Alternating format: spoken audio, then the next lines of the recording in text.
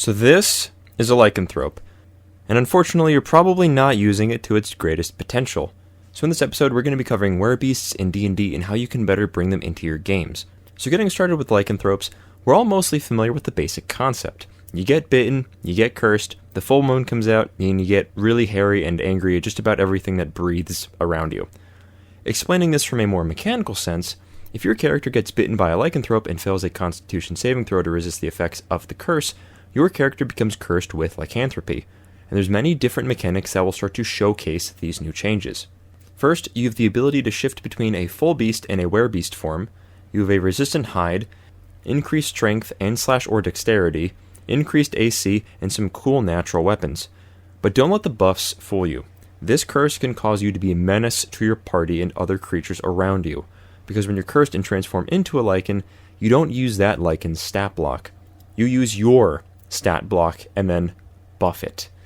And in many cases, your alignment gets changed as well. But since this is still a curse, lycanthropy can actually be something that can be mechanically removed by being the target of a remove, curse spell, or similar effect. You can also undo the curse if you're capable of finding freshly picked belladonna and wolfsbane and ingesting it within 1 hour of contracting the curse. However, that's, a lot harder. And now when it comes to lycanthropes, you might think that, werewolves are the only real kinds. But oh boy, there's a ton of different kinds of werebeasts. In 5th edition, the wereboar, werebear, werewolf, wererat, wereraven, werebat, and weretiger are the notable ones. However, within this subset, we also have a creature that puts all of these lycanthropes to shame, and it is called the loup-garou. And I'm going to be getting into that in a bit. However, over the course of D&D's many editions, there have been a number of werebeasts that have been created that just didn't make the cut in 5th edition, and honestly, it feels like a crime that we don't get to see these in the current editions of the game.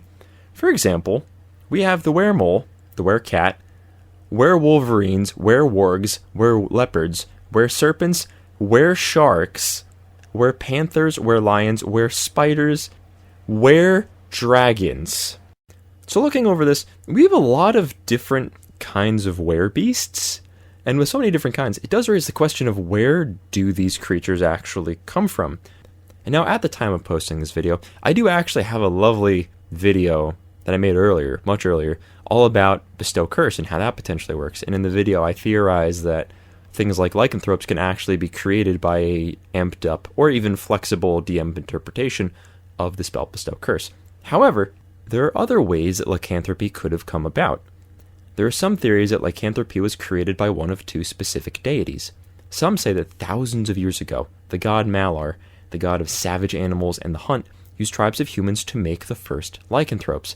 And this was probably something akin to a Faustian bargain. He provided them with the qualities of the predatory animals that they admired, and in return, they gained the curse and attacked other creatures, spreading the curse to them. Others think that it was the blessing from Selûne the moon goddess to a group of young human orphans to help them survive in the wilds. Malar was typically a god of evil lycanthropes, and Selûne was typically a goddess of non-evil lycanthropes. And personally, what I think happened, I theorize that Malar created the curse to wreak havoc, and that Selûne saw this and decided to help the new people that became cursed with the effect. Because in the lore, many non-evil lycanthropes or people who want to resist their condition often pray devotedly to Selûne for strength. So now that we've gone over the lore and some mechanics and different kinds of lycanthropes, how can we better bring them into our games? To get started, in many cases, werewolves and other types of dangerous lycanthropes are really only dangerous at lower levels, other than the loup-garou. Getting into that, have not forgotten, trust me. But first, we talk about the lower level stuff. So for regular lycanthropes, their resistant hides to non-silver weapons can make them incredibly dangerous to fight. But I think the real clincher here is the curse. If a player at an early level in the game gets infected with lycanthropy, then you're stuck with that potentially until 5th level, maybe at the earliest. And the reason why I say 5th level is because that's the level that a player can easily get the spell Remove Curse. However, this is only if someone in the party is playing a cleric, warlock, or wizard. So if your party doesn't have one of those, then you're going to be doing some major questing to potentially find a remedy to the curse. And now that we've covered more of the early game stuff, let's get into the late game aspects. So I keep talking about this creature called the loup-garou, and I brought it up a few different times in the video, and I've said, hey, we're going to need to put a pin in this. So The loup-garou is if you took a werewolf and gave it steroids, and you basically made it the alpha wolf of whatever pack it runs with. So looking over all of this, a werewolf has a challenge rating of 3. And now once again, that can be something that's, pretty lethal early game, but, can be alleviated if you have silvered weapons. A loup-garou, on the other hand, has a challenge rating of 13. Not only this, a loup-garou also has basically all of the things that made a regular werewolf such a menace to deal with, including, their resistant hide, increased strength and durability. But they also have something akin to a Wolverine healing factor that allows them to regenerate HP per turn. In addition, they also have legendary actions as well. So, yeah, they are much more of a menace to deal with than your average lycanthrope.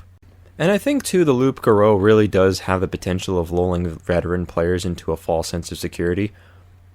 Because, you set the scene, there's a full moon, a bunch of townspeople go missing or have been reported to randomly show up in a field. You go to their house and you see that it's covered in, scratch marks and everything. You find people that are unfortunately mauled, just like in a field somewhere.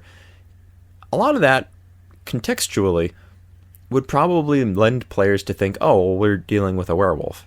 And they'd probably be mostly right until you spring that the BBEG of whatever adventure this is that you're running for them turns out to be a loup-garou. Because for the most part, they would hunt rather similarly. It's just you have a very roided out version of one creature in comparison to its regular base form. And I keep talking about the differences between these two creatures. A loup-garou is so difficult to deal with. And once you contract lycanthropy from a loup-garou, you can't even get rid of it the normal way that you could before. You basically have to go on a side quest, like a heavy side quest, just to be able to undo the lycanthropy. Their lore states that once the loup-garou is slain, a remove curse spell cast during the night of a full moon on any afflicted werewolf it created forces the target to make a DC 17 Constitution saving throw. On a success, the curse is broken, the target returns to its normal form and gains 3 levels of exhaustion. On a failure, the curse remains and the target automatically fails any saving throw made to break this curse for 1 month. So right here, this creature is not only the BBEG, but it is also the post-game content. Imagine all of the players going around and hunting down this, this menace of a creature where they think it's just a werewolf. They find out it's a loup-garou. They somehow manage to beat it. And now it comes the issues of dealing with all of the werewolves that this creature made. And now, using these different aspects of lycanthropes and even the loup-garou narratively, one of the tropes that I particularly enjoy in werewolves is the I don't even know I'm a werewolf trope. Having NPCs or even characters waking up in a field with tattered clothes and bizarre dreams. Now, some of them are probably going to think that they were just hitting the sauce a little too hard and woke up in a field again, because hey, it happens. But other times, these occurrences are much harder to explain. It's very likely that someone is going to start questioning these things and even possibly wonder why they've happened in the first place. NPCs could know that they are a werewolf and lichen and want to help and send the NPCs out on a quest to find the cure. And the reason why they're requesting the party's help is, let's say for instance, if that infected NPC was to leave or take too long on their quest, there's a good chance that they would go wild in the time that it takes them to finish the quest and change during the course of the full moon and potentially hurt someone. I particularly like the caretaker of a werewolf being the person that would potentially give this quest to the adventurers, asking on behalf of the person who, for obvious reasons, really shouldn't be going out into the world and doing it for themselves with their condition. Another angle you could take with this too is having some friendly, benevolent NPCs that are lycanthropes.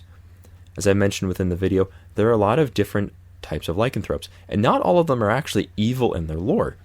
Some have learned how to gain control of the beast and better integrate it into their lives.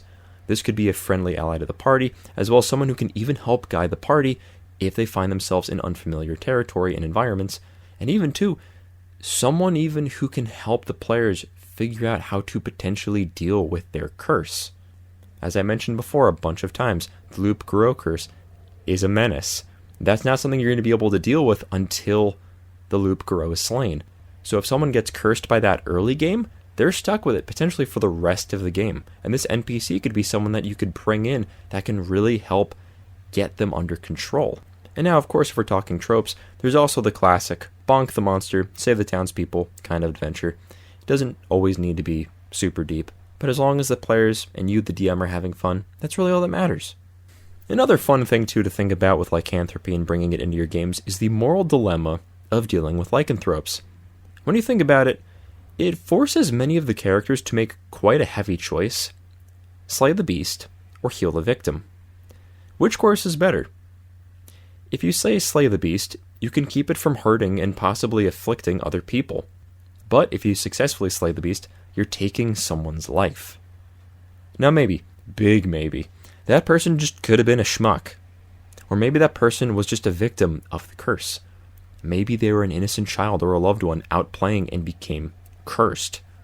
Really leaning into this dilemma, it makes your players ask, what really is the right choice? And how can we best bring it about? And what sort of sacrifices are we going to need to make for the greater good? But now, let's make it a little more personal. Let's say that you're a player and you want to bring some fun were lore into your characters. The biggest question you can ask yourself is, how is this related to your character? Are they potentially cursed? Is someone else cursed? And what is your character doing about it now? And the reason why we have a lot of this lycanthropic flavoring in D&D is because, first of all, werewolves are cool. They've always been cool. But more so because, so when it comes to actually getting the curse and transferring it, you can be someone where it was just in your lineage. As we see with different characters like Lycan blood hunters, shifters, beast barbarians, these are character options that let you have some of that werewolf lycanthrope flavoring, but to a much lesser and to a somewhat tamer extent. So with these potential origins, what do you want to do with this? Maybe you're a descendant of a werewolf who was made by a loup garou, so you're going on a quest to slay the mighty beast to save your parent. Maybe you're a blood hunter or some other sort of were-descendant who seeks to protect the realm from horrors of the curse. Maybe you're a character inflicted with the curse who's trying to study it and overcome it by progressively getting stronger and getting that remove curse spell and then freeing yourself and potentially others from the curse. Maybe you're a cleric of Saloon who seeks to find and help other lycanthropes afflicted with the disease. Regardless, you're more than welcome to use some of the following ideas I've said in this video, or of course mix and match and come up with your own. But anyways though, that is all the time that I have for this video. I really hope you enjoyed it, and if you did, then please like and subscribe for even more D&D content and lore stuff. And in the meantime, keep smiling, keep scheming, and I'll see all of you next time.